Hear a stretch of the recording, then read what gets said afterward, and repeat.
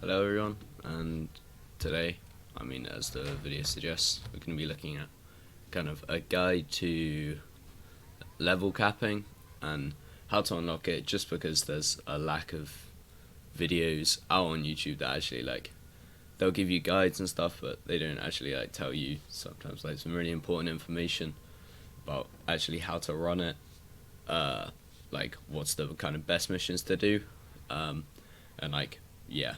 So it's kind of just a guide for everyone to first get started. I recently only completed one. It didn't go to a really high level. I went to 1,400 or around that, but the point still stands that there's just not many guides out on YouTube. So before we even do this, I would advise that you're already quite far through the game. And well, you're gonna have to have Steel Path unlocked. So if you don't know what Steel Path is, you need to, in normal mode, go around and complete every single node so none of these are glowing, and then it kind of resets and you start from E prime at level 100 and all the missions go from there. So you're going to want to, after unlocking Steel Path, make your way round to Sedna. So it's quite far. So Sedna's all the way over here and up to this disruption. This is quite a low level to start, but I would definitely say it's pretty beginner friendly just because it doesn't start too large. I mean, if you want to get to level cap, I'll suggest a different mission just because it takes a long time. But Kappa is the one that I've gone for. Just because it's quite a nice map, and the demolist units normally come from they always spawn in the same places. Once you've got Steel Path unlocked and you make your way around to that node, I would recommend taking, first of all, Ash, because first of all, Seeking Shuriken. There's an augment for this. If we go to its upgrade, Seeking Shuriken, which reduces that armor. I mean, you can see that it's armor reduction of 107%, so it's guaranteed to strip enemies' armors, especially for Kappa, which is Grenadier. When they've got no armor, their health gets melted. We're also running as much duration as we kind of can, just because it's nice for Zarta's Whisper.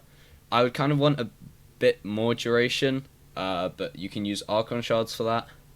And we're running Prime Sure Footed, so that if you get knocked down when you're not invisible, so you want Smokescreen active at all times so that you're not dying. You want Zarta's Whisper subsumed onto this frame, because especially with the gun I'm running, so the Felarx, which I would argue is one of the best shotguns in the game, it has really good synergy. And same with weapons using the Epitaph for a primer, and I'm also using the Glaive Prime, so I'll run you through the builds in a second. Streamline, ability efficiency, that's just nice. You don't really need range because you'll be running this solo. If you're running it with other people, you want to coordinate with them with ability, so maybe you might use Raw as opposed to Zarta's Whisper, but because it's just you don't really need to worry about range. Strength, I mean, it's nice to have strength, not too important, but I would advise some strength. I mean, I think you can see that I haven't really, apart from Umbral Intensify, I don't have many strength mods. I could definitely make this a strength based build, but I'm not going to. Okay, Arcane Nullifier, I would advise this just because of if you get magnetized by anything, it's just handy. You can have any other arcane. You could have a damage arcane like Arachne, which is a really kind of underrated arcane. I don't really hear people, and I don't really see it used a lot, but all you need to do is just proc it by going onto a wall, and then you've got 150% damage. But with the build I was running, I didn't have any problem getting up to 1000 and plus levels, and yeah, so I always take Arcane Nullifier just because it's nice to have. It's a pretty cheap arcane, and also it's quite easy to get if you're doing Eidolons a lot. Arcane Energize, so I don't have a very high rank Arcane Energize just because it's so expensive. But any Arcane Energize is alright because you'll be invisible most of the time and you'll pick up enough energy. You don't need much focus, like you don't need an RI because people say Caustic Strike. You don't really need it because you've got Ash's first ability, which has, with the build that I've shown, has 100% armor stripping. I'm also using the Felarx, so the Incarnon mode, obviously. Evolution 2, projectile speed, just quality of life. Reload increases fire rate by 10%, it's just nice to have. Alright, we're looking at a build with devastating attrition. So we want as low crit chance as we can, so we're going to take Racking Wraith. And then obviously devastating attrition to deal that 2000% more damage on non-critical hits. As you can see, it's got such a low crit chance, and we're running few galvanized mods and primary deadhead. Primary deadhead's just nice, means you can deal a lot more damage. So galvanized savvy, doing status chance, tactical pump, that's just quality of life, you don't need it. Charge shell, you can also just, for example, you can just replace this with normal charge shell if you don't have it.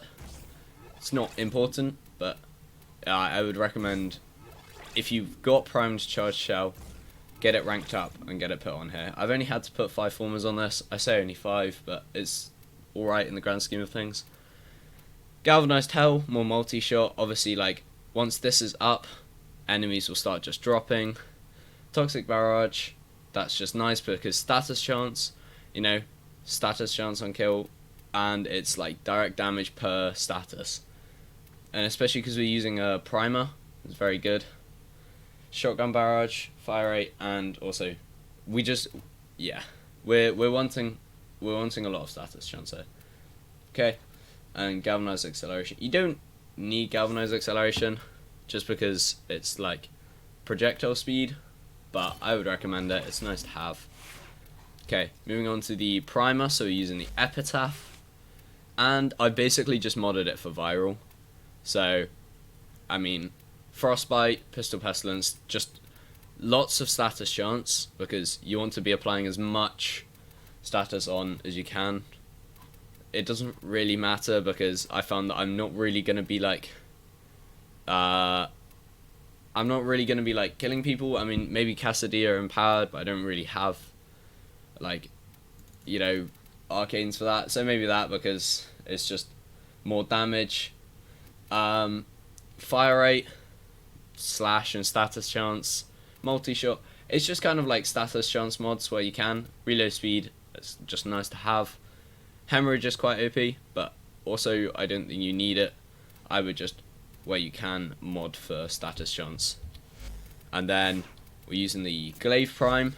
You can use another melee weapon. It's just like, you can use, if you've got Azor, you can use Azor, just because Exodia Contagion, so melee projectile damage increased by 400% after traveling 30 meters. You don't have to have a critical chance mod, but it's just for the acolytes, it like really just melts through the health. So when the acolytes level starts getting higher, I would use Glaive because it's such like low effort. You just throw it once their armor stripped, and if you prime them, that's even better. Okay, so this is really awkward because I forgot to put in a Glaive build before we go. Just put in the Azor, but we're running Astral Twilight, so that stance. Volatile Quick Return, which has blast radius, and when it bounces, it explodes. Corrupt Charge, so that's just initial combo, but it doesn't really matter about combo duration because you're using heavy attacks all the time. To like detonate the glaive in the air. Critical damage, nice. Also more critical damage. We love critical damage. More critical chance by Sacrificial Steel. You can just have True Steel on. Oh. But obviously the crit chance is very much more reduced. So I would always recommend doing Sacrificial Steel. Killing Blow, that's just melee damage on heavy attack, and you're going to be doing the heavy attack detonates Prime Fever Strike, obviously you can just replace that with normal Fever Strike if you want. It's just kind of more damage. And then Primed Pressure Point, same goes. I mean, if you want, you can put on Sacrificial Pressure to boost this crit chance, but you can just put on normal Pressure Point. So I forgot to mention about what you have to be running on your operator, or it's just like nice to run on your operator. So I haven't really invested in getting a new amp, so I'm using the amp that you get from the new war campaign, the Sirocco. I'm using an operator, not a drifter. Doesn't really matter, but it's just for operator you get this arcane called Magnus Lockdown. So on Void Sling, drop a mine that tethers up to 10 enemies in 15 meters for 4 seconds. This is good because this will do that for Demolists. So normally people struggle with Demolists just because they're moving so fast, all of that. Magnus Vigor, it doesn't really matter, it's just with that transference out and more health, it's nice. So if you're like low health, whatever. Virtuous Shadow, this is just crit chance on headshots, and operator ability does more damage for amps, but I wouldn't normally be using my amp because you don't really want to like swap to your operator and die because you come out of invisibility. So we are in the Simulacrum. One thing I forgot to mention is, I might have mentioned it earlier, about Rolling Guard. So use Rolling Guard, so mine's not even max rank, but when obviously, so the smoke screen has 20 seconds duration that you can see down in the corner. Say that 20 seconds is up, whatever, because I can't recast it until it's gone. You just Rolling Guard before, that stays for a few seconds, and you recast it in that time. Okay, so also forgot to mention about Archon Shards. So they're not really, I say they're not really that important. I've put a Crimson one for ability strength, effectiveness of energy orbs, and just energy max, just because it's nice to have max energy, especially because you're running disruption. If you get energy reduction or anything like that, you know, it's just handy to have. So let's simulate some enemies here. So Steel Path, Pause AI, level 120. So kind of the premise is, right, I'm using Xeneric for energy. You don't have to, but I mean, you can kind of run whatever. You don't really need an RI for, you don't need Caustic Strike, an RI for armor stripping, just because we've got it already. You can, if you maybe do Corpus, it's worth it because you can disable the shield of enemies. Yeah, I would just take Xeneric just because of the energy that you get, so that you'd never really run out of energy. Like, you can pop this at the start of the mission, you just gain energy over time. Okay, right. So smoke screen will go down so that you're taking as least damage as possible. Obviously you don't really want to be hit by high level, especially level 1000. If your shield's down, basically just dead meat if they hit you. Yeah, and you also want to Proxatus Whisper, which for me lasts for 80 seconds, or like around there, and that's like, no Archon Shards have done that. That is just base duration with the upgrades I've got. Right, we are back in Simulacrum, so let me show you kind of what you're going to be doing with. This is only level 120, premise still stands. So smoke screen to not be dying all the time. Xatus Whisper. If you're using the Epitaph, this is what Xatus Whisper do. So it double dips with faction mods, but I mean, the Epitaph is there to prime, and it creates these bubbles to shoot. So it may not look like I'm doing much initially to start, but once you start getting your stacks up on the fell arcs, you find that you kind of just go through and you deal a lot more damage. Personally, if the Incarnate mode comes up, I wouldn't ever really use it. I'd never like find a use for it, you know. Just, yeah, this build shreds. Obviously you want to stay invisible, but because these are paused AI, it doesn't really matter. You come across, so in disruption missions, you'll come across some Xmas. So if we simulate, actually we'll just simulate one. If you, I mean, you normally wouldn't be struggling, but I guess at higher levels you might struggle a little bit. You just prime them. If you don't kill them instantly, you know, because they're whatever, quite high level, I found that with the Felox and that build, you kill people like pretty quickly anyway. You get your primer going, and then press your first, see that armor stripped, and then just deal bucketloads of damage. So I think Ash is probably the most beginner friendly frame for this. So you're probably going to be wanting to run it a bit later game, but it's just important to make sure these buffs are active. So you're going to want primary Deadhead for more damage. Galvanized Savvy is nice, especially because, I mean, if you're killing enemies, so let me simulate some more heavy gunners. If you're killing enemies with, well, you're using a primer, there's so much status on them at one time that it just like sways away. The bubbles help because you'll find like shield lancers in the game that you're running in the disruption mission, which you can't really shoot around the shields. It's annoying, but I mean, with Zarta's Whisper it doesn't really matter because you can just shoot the bubbles anywhere. If you got your stacks up, like if you've got Deadhead or Galvanized Hell, which is just more multi-shot, you're going to be doing infinitely more damage.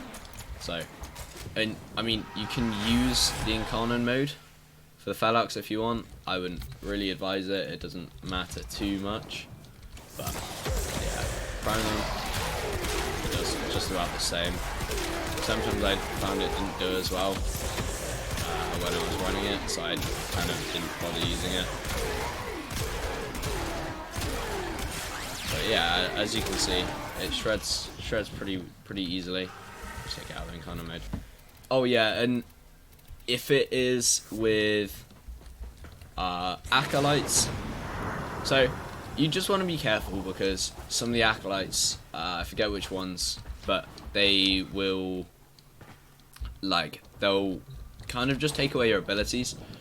So in the case of an acolyte, try and recast everything. So you want Zarta's Whisper recasted. You should be basically running at max energy unless like unless one of the Demolist like debuffs is active and it's an energy reduction or like energy drain.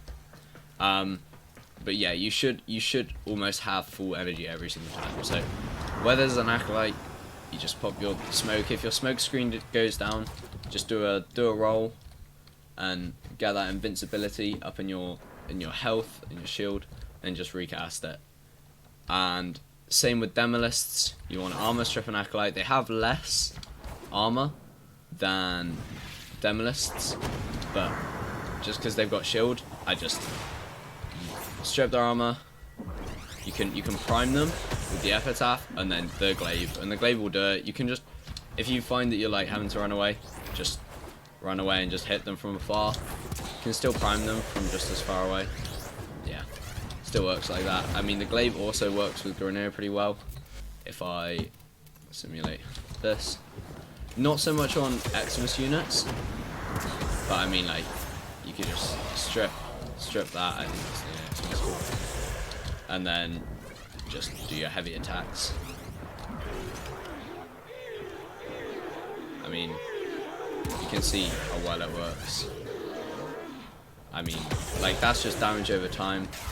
Normally I'd just be using the Felox to kill like all the units anyway, and mainly just using the glaive or whatever. It's not so impressive on the heavy units just because they're overguard. Once their overguard is down, it's fine. But yeah, you just want to be doing quite a lot of damage, which the Felox offers, and also like with these galvanized mods, it's game changing, all of that. So yeah. Right, this is my guide on going to level cap. I found that there wasn't very many videos, as I said earlier, on it. I just thought that like I'd tell people. Obviously I haven't really gone to high level cap. I've gone to like 1,000, but to be fair, that's still level 1,000, and my guns were still faring up really nicely. And my build was still faring up really nicely.